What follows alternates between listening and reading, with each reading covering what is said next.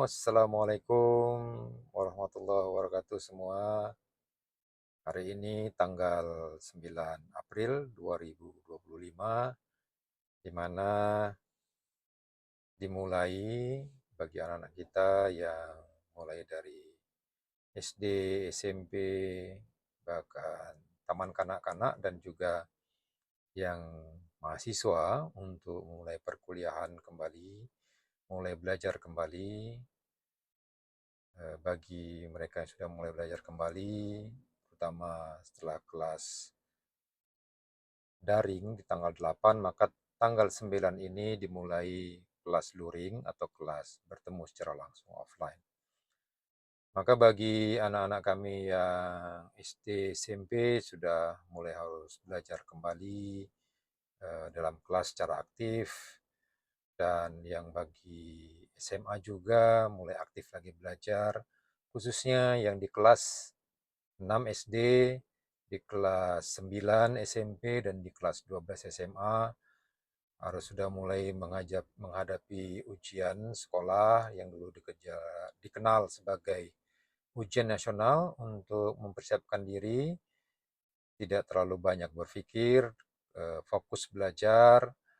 lupakan sejenak game online dan seterusnya, untuk fokus belajar, mengejar cita-cita Anda dalam ujian sekolah yang sukses, berhasil, baik yang untuk masuk ke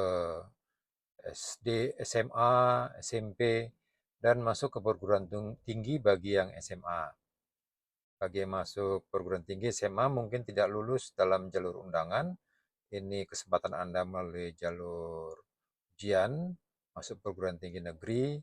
hadapi dengan baik, persiapkan diri dengan baik, kalau mengikuti bimbingan tes, bimbel, dan sebagainya, dihadapi, tidak terlalu banyak berpikir, agar hasil terbaik Anda dapatkan, pilih jurusan yang sesuai, dan yang sesuai dengan kemampuan Anda. Orang tua di rumah, abang dan kakaknya juga, dorong adik-adiknya, dorong anak-anaknya, bantu dengan motivasi, dengan arahan yang baik, tidak dengan hujatan, tidak dengan dibanding-bandingkan dengan anak yang lain, karena setiap anak memiliki karakteristik kemampuan yang berbeda-beda, dan percayalah bahwa anak-anak kita juga memiliki kemampuan kelebihan masing-masing. Maka dorong kompetensi dan kemampuan keunikan mereka. Jangan di judgment, jangan dipunish, jangan disakiti, bahkan dihakimi. Ya, anak-anak kita mereka punya masa depan masing-masing, yang kita orang tua, kita orang dewasa harus membimbing, harus memperkuatnya, sehingga mereka mencapai batas maksimal dari pengembangan kemampuan mereka. Bagi anak-anak yang di perkuliahan, mulai pembelajaran Anda dengan baik, ikuti pembelajaran, apalagi pembelajaran saat ini dengan menggunakan pendekatan OB, pendekatan menjadi output based education, di mana keluaran-keluaran pendidikan Anda, hasil-hasil kompetensi, dan juga produk dari proses pembelajaran menjadi kriteria-kriteria penilaian selain kriteria-kriteria proses dari pembelajaran itu sendiri. Bagi teman-teman dosen yang sudah mulai mengajar, sudah mempersiapkan RPS-nya dengan baik, mari bimbing anak-anak kita, arahkan anak-anak kita lebih kreatif, lebih inovatif,